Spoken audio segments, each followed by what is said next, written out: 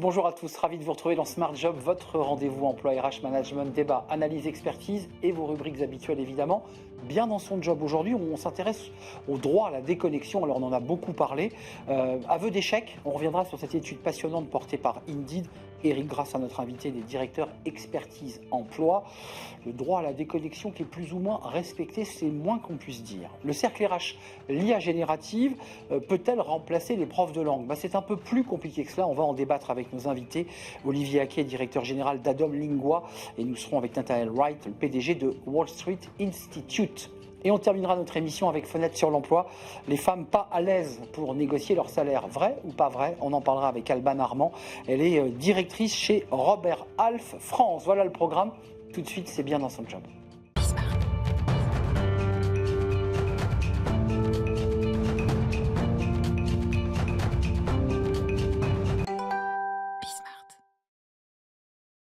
Bien dans son job pour parler du droit à la connexion. Alors vous savez, c'est ce droit qu'ont les salariés, pour ne pas dire ce devoir de se déconnecter à 19h. On se déconnecte, on ne regarde plus ses mails.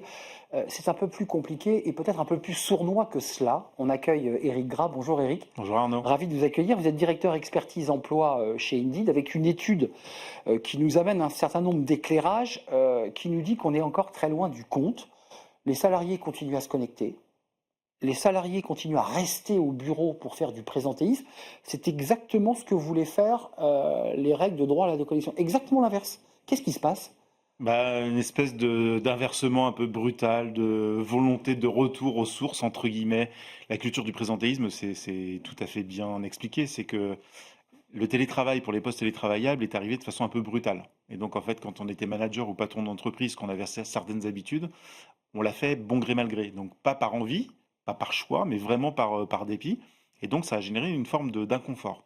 Il y en a beaucoup encore aujourd'hui, quand on fait des études, des tests qui disent, en fait, j'ai besoin de voir mes collaborateurs, etc. Ok. Oui, mais l'un n'empêche pas l'autre. 48% estiment que la présence au travail compte plus que les résultats. Ouais. Ça, c'est intéressant.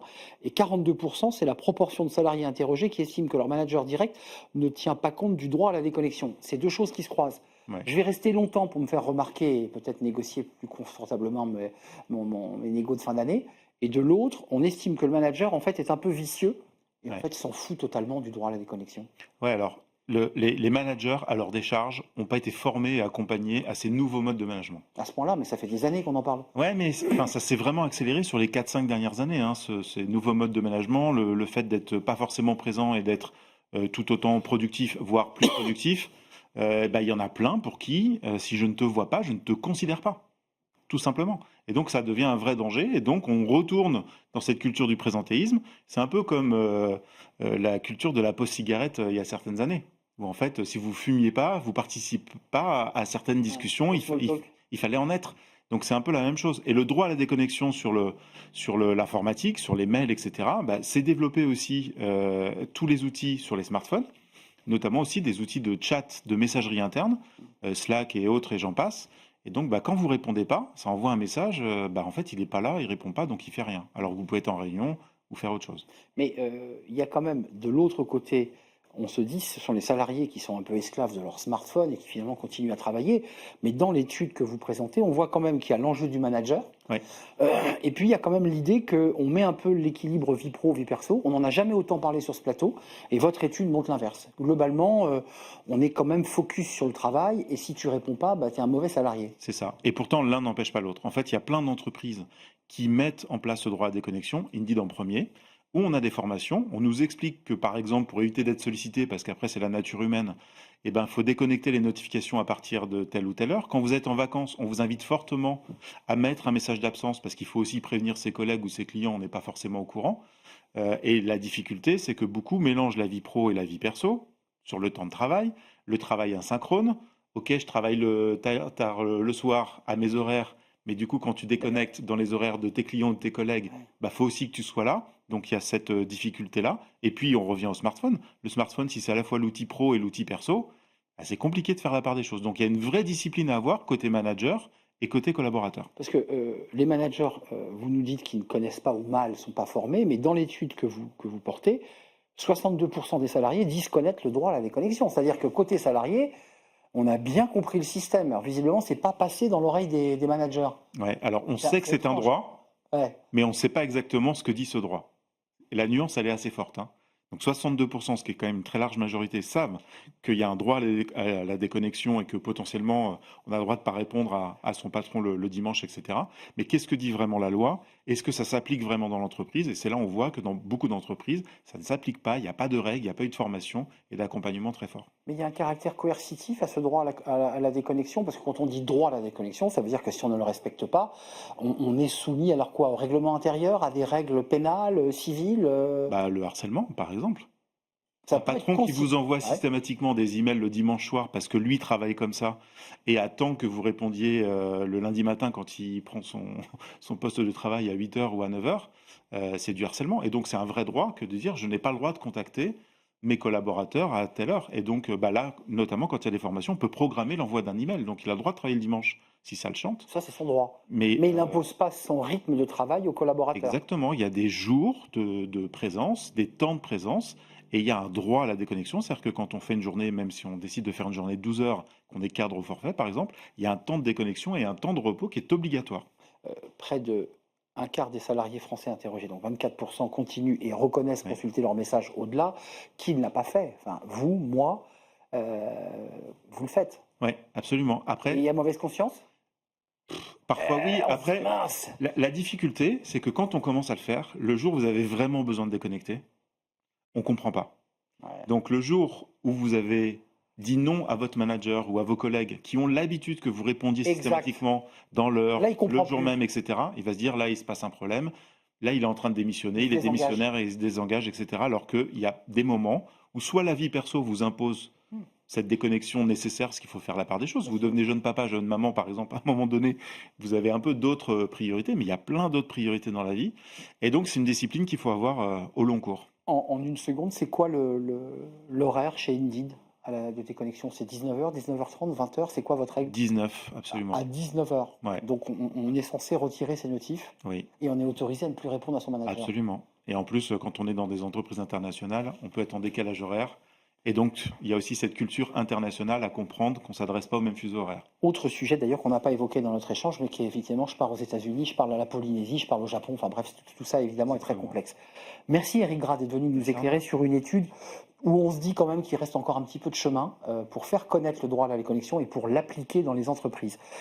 Directeur expertise emploi chez Indeed, c'est un vrai plaisir de vous accueillir. Merci Arnaud. On tourne une page, on s'intéresse à l'intelligence artificielle. Alors vous allez me dire, on est une émission d'emploi, de travail, de manager. Qu'est-ce que l'IA vient faire? Mais si, l'IA peut peut-être remplacer les profs de langue. Bah, c'est pas si simple que cela. On en débat avec nos invités qui vont justement défendre le mariage de l'IA avec l'apprentissage de la langue. Je les reçois, non pas je les recrute, mais je les reçois dans quelques instants. C'est le Cercle RH.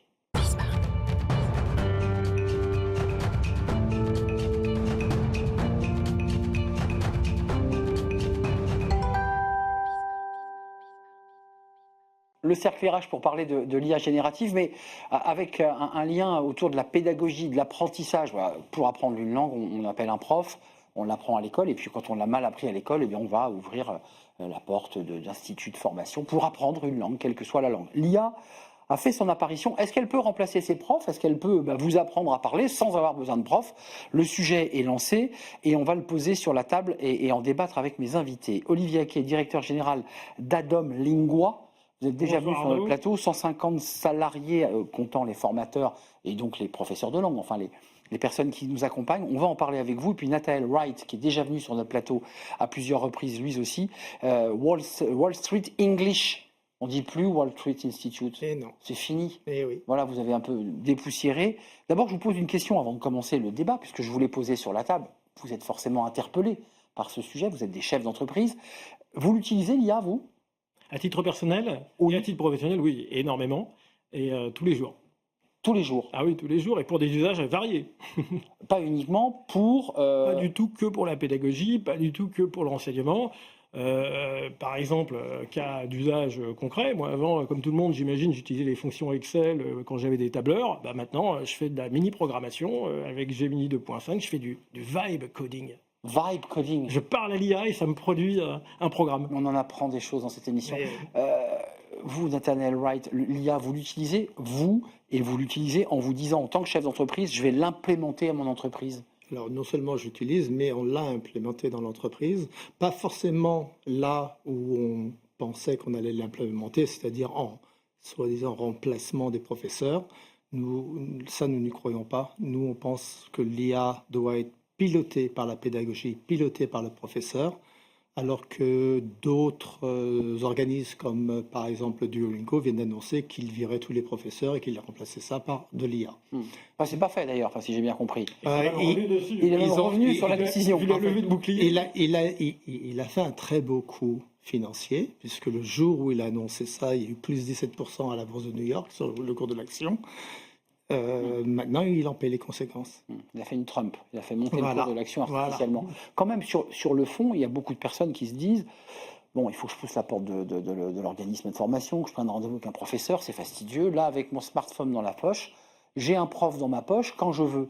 Vous qui êtes des experts du sujet, on peut apprendre une langue avec l'IA ou il faut le compléter avec des pédagogues, que ce soit en distanciel ou que ce soit en présentiel, les deux fonctionnent. Qu'est-ce que vous en pensez? Je pense que c'est limité pour l'apprentissage complet. Nous, il n'y a pas un jour qui se passe, j'imagine que c'est pareil pour Nathaniel, où les gens nous appellent en disant « je suis sur Duolingo depuis des années ». Et au contraire, maintenant, je veux autre chose.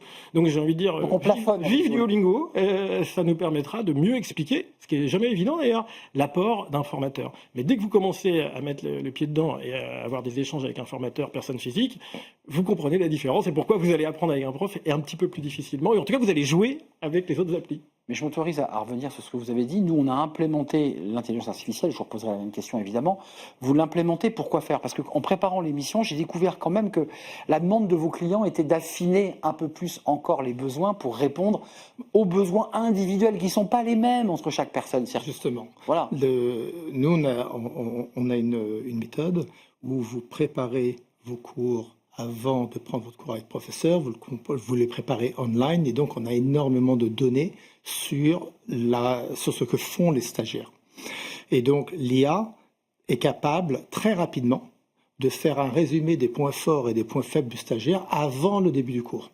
Le professeur récolte la donnée, n'a plus besoin de le faire, il a le résumé, il sait ce qu'il doit faire. Donc il va plus insister sur de la grammaire, peut-être moins sur du vocabulaire, sur les points faibles. Les points faibles identifiés. Et donc il a ce tableau de bord. Exactement. Et c'est ça que vous avez implémenté. Notamment. Oui. Oh là là. Est-ce que vous l'avez implémenté déjà pour...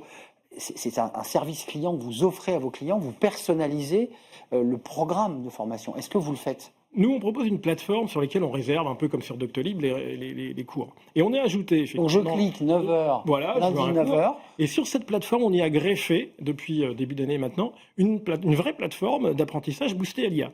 Et effectivement, qu'est-ce qu'on propose dessus? Et pourquoi c'est intéressant aussi l'IA? J'ai l'air de dire rien ne remplace un professeur, c'est vrai, mais pourtant, l'IA apporte beaucoup. Pourquoi? On a des supports audio, on a des supports vidéo, on a des hotspots, ce que j'appelle des hotspots, on a une image avec des mots à reconnaître dans l'image, on a même des échanges du cours. En complément du cours. Ça ne remplace pas le prof, mais sur les actions répétitives du genre préparer les exercices et les corriger, ou bien, comme le disait Nathaniel, de repartir pour le formateur, pas d'une feuille blanche, mais d'une sorte de constat des points, mais c'est génial, tout de suite, au premier cours, et le prof sait où travailler. Et d'ailleurs, ce qu'on observe, c'est que c'est un moyen et une belle synergie, parce que le prof, personne physique, et on ne peut pas le claquer du doigt pour l'avoir à minuit.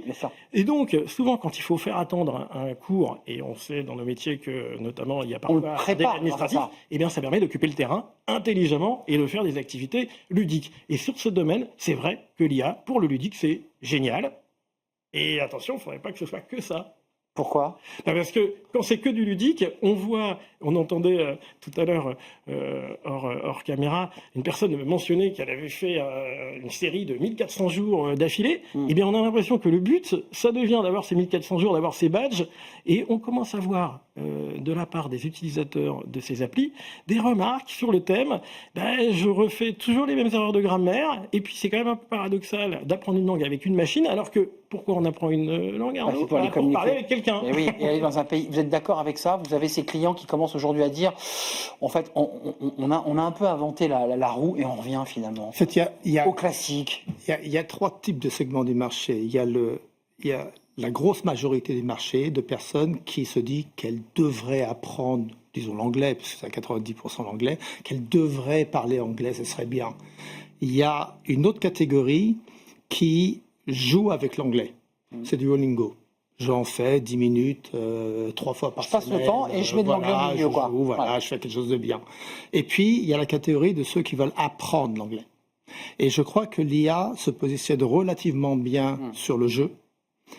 Et que l'IA, en revanche, quand il s'agit d'apprendre, peut aider le professeur, mais le professeur est irremplaçable.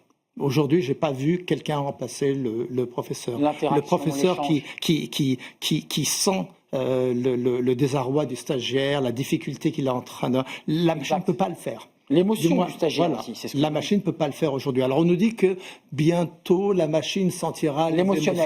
Bon, bientôt vous aurez une femme machine. Une femme machine. Oui, donc on se mariera avec une machine. Voilà, s'il y a l'émotion derrière, pourquoi pas. D'accord. Ça veut dire qu'il y a l'amour, hein. Ça c'est autre chose. Pour aller dans ce sens, j'ai eu une anecdote, pas plus tard que la semaine dernière, un cas où la démonstration est évidente, d'un élève qui prépare un examen pour le lendemain. C'était un DCL en portugais, c'est un diplôme professionnel de niveau en portugais. L'élève l'appelle la veille, en panique. Arnaud, est-ce qu'on va lui répondre avec une IA T'inquiète pas, tout va bien aller, avec un style très positif comme l'IA sait le faire. Non, ça a été un professeur personne physique qui lui a rassuré et qui a mis de l'émotion, qui a mis de l'humain. De la chair. Exactement. Et je pense pas qu'on est à la veille du lendemain du moment où on pourra remplacer cette valeur ajoutée. Avant de nous quitter, parce que vous êtes des organismes de formation, on était venu débattre, vous vous souvenez, des enjeux du CPF, de la réforme du CPF qui va bien mal. On l'intègre, on l'intègre dans les coûts, l'IA, là, dans le programme CPF, ou pour l'instant, c'est deux choses totalement séparées? Est-ce que c'est un élément supplémentaire? Alors, l'IA va, à notre avis, plutôt réduire nos coûts que le contraire. Parce qu'on a énormément d'administratifs dans notre métier. Et là, on peut demander à l'IA de faire pas mal de choses à notre place. Vous gagnez du temps grâce à l'IA, parce que là, c'est l'autre volet. C'est l'autre volet. C'est la paperasserie du CPF. Mais on est dans un pays bien administratif. Mais vous l'avez intégré dans vos programmes de formation, cet élément IA, quand un stagiaire dit « je vais prendre mon CPF pour aller faire une formation au Wall Street English », il a de l'IA intégrée au programme ou c'est deux choses séparées?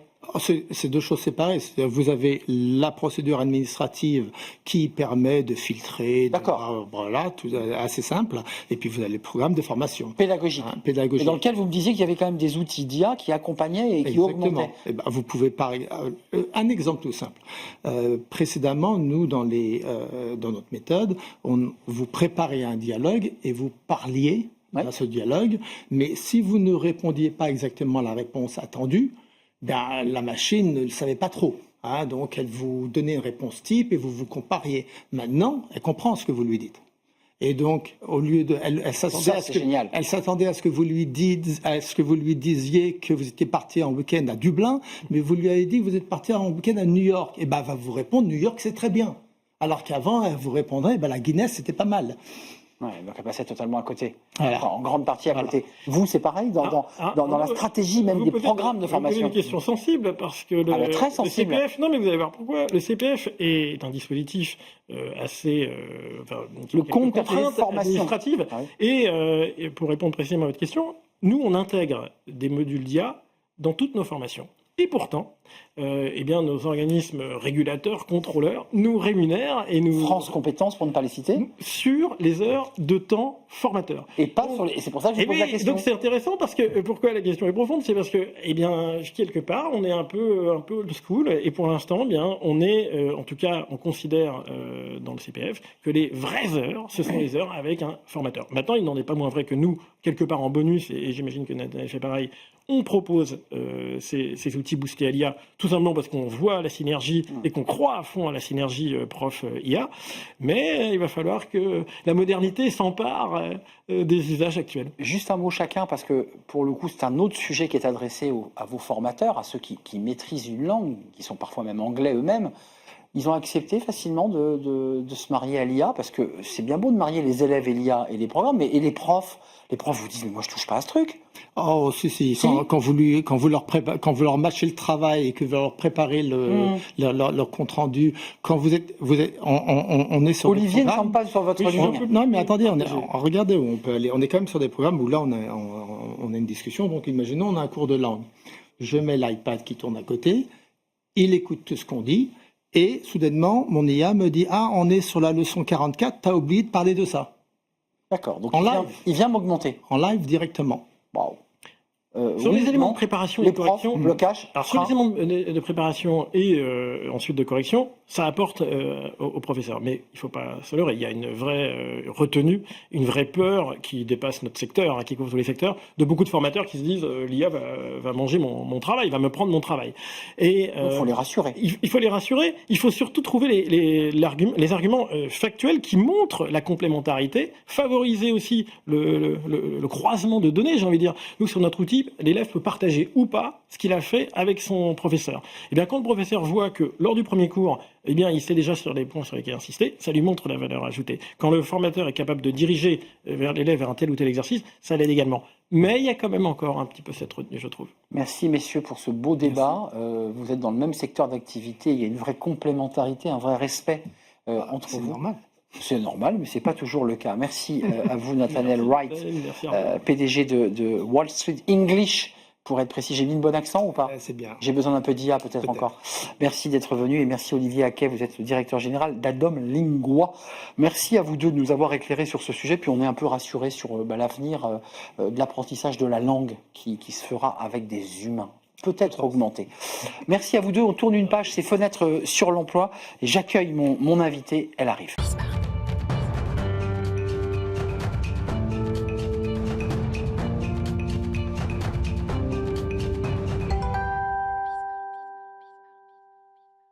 Et on termine notre émission avec Fenêtre sur l'emploi pour parler des femmes qui ne seraient pas à l'aise pour négocier leur salaire. On en parle avec vous, Alban Armand, ravi de vous accueillir. Vraiment. Vous êtes la directrice des opérations chez Robert Half France. Est-ce que c'est le bon titre ? Absolument, c'est tout à fait le bon titre. C'est formidable, je suis ravi de vous accueillir. On va transposer une directive sur la transparence salariale, donc forcément le salaire va être exposé.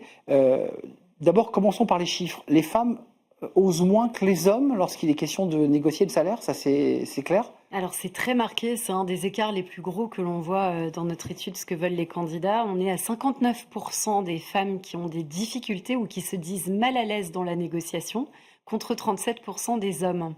Donc ça veut dire il y a quoi? Un plafond de verre, une hésitation, quoi? Qu'est-ce qui explique qu'une femme ose moins réclamer? Alors, une femme ose moins réclamer parce que je pense qu'il y a une notion peut-être culturelle à l'origine, syndrome plus ou moins aussi, hein, je prends quand même des guillemets lorsque je le dis, mais pour certains, syndrome de l'imposteur, manque de légitimité, il peut y avoir tous ces aspects-là qui sont intrinsèques et intangibles. Il y a peut-être aussi un curseur qui se positionne sur la motivation réelle dans le poste, hein, où on est peut-être moins orienté sur la notion d'argent, encore que... Voilà, je ne veux pas faire de raccourcis sur les sujets, mais en tous les cas, c'est notable et notoire. Seuls 26% des femmes ont demandé une augmentation en 2024 contre 41% des hommes. Là aussi, c'est du simple au double. Ouais. C'est-à-dire que la collaboratrice, la femme cadre, attend qu'on l'augmente, elle ne le réclame pas. La femme cadre estime que si elle fait bien son travail, Elle va être récompensée. légitimement, elle Oui. devrait être récompensée. Les hommes, de manière générale, encore une fois, vont peut-être aller en anticipation du sujet, estimer qu'ils en ont besoin pour aller plus loin sur le poste. Et enfin, dernier chiffre, et celui-ci est éloquent, une femme sur deux pense être sous-payée, qui est Oui. donc la conséquence Mécaniquement. mécaniquement du fait qu'elle n'est pas récompensée de ses efforts. Oui, C'est bien ça. Absolument. Pour essayer de monter la caméra, transparence salariale, étude Robert Half, qu'est-ce qu'on doit faire? Des formations, de l'accompagnement, redonner, réarmer, expliquer à la personne qu'elle doit le faire? Comment on fait concrètement? Alors, je pense qu'il y a plusieurs aspects. Il y a effectivement d'abord une vraie responsabilité de l'entreprise, hein. Donc, ouvrir et libérer la parole, ça c'est un fait. Alors pour ça, il y a le service aux ressources humaines, bien évidemment, entre autres, hein, mais qui a un rôle clé à jouer. Il y a le management opérationnel jusqu'au CODIR COMEX, qui doit porter ces sujets, effectivement. Ça, c'est un premier point. La transparence des salaires et la directive européenne qui arrive dans un an. Pour moi, c'est une très bonne nouvelle, hein. C'est-à-dire que c'est la possibilité de renforcer finalement la confiance vis-à-vis de son collaborateur. Et derrière, comment ça s'inscrit et comment ça se déroule de manière pragmatique, c'est aussi des entreprises qui sont en train de réfléchir à plus de professionnalisation dans l'écriture de la carrière d'un collaborateur. Mais ça veut quand même dire qu'il y aura un choc au départ. Dès lors qu'on va rendre transparents les salaires, des collaboratrices vont découvrir que leur collègue au même poste avec le même diplôme, la même école, a 25% ou 30% de plus. Alors attention, parce qu'en fait, c'est pas aussi manichéen que ça. C'est-à-dire que déjà, c'est une moyenne qui va être donnée et c'est pas une moyenne qui va être donnée par rapport à une personne. On n'affiche pas les salaires et les noms. Et on n'affiche ni les salaires ni les noms. Voilà. Mais en l'occurrence, à poste équivalent, à compétence équivalente, cette personne aura un benchmark, effectivement. Et pourra se comparer. Et pourra se comparer, aura une tranche salariale. Donc vous nous dites quand même que ça doit venir des RH, qu'il doit y avoir de la pédagogie et que les managers doivent aussi accompagner ce type, parce que le manager ou le dirigeant a tout intérêt à ce que personne ne réclame. Enfin, pardonnez-moi, mais pour être un peu cynique, ça m'arrange. Alors oui, ça c'est très court terme finalement. Si on voit les choses en perspective de co-construction, collaboration, durée, il y a tout intérêt à ce que le management, quelle que soit la ligne, hein, intermédiaire, opérationnelle jusqu'au plus haut niveau, soit totalement impliqué, puisqu'au quotidien, effectivement, les discussions sont avec les managers. Donc là, vous faites une photographie et un constat. La question, c'est comment réparer cet écart. C'est bien le sujet qui est posé. Ça. Merci Alban Armand d'être venu nous rendre visite. C'est une étude qu'on peut découvrir sur le site de Robert Half. Oui, absolument. Vous pouvez le trouver sur notre blog, sur notre site Robert Half.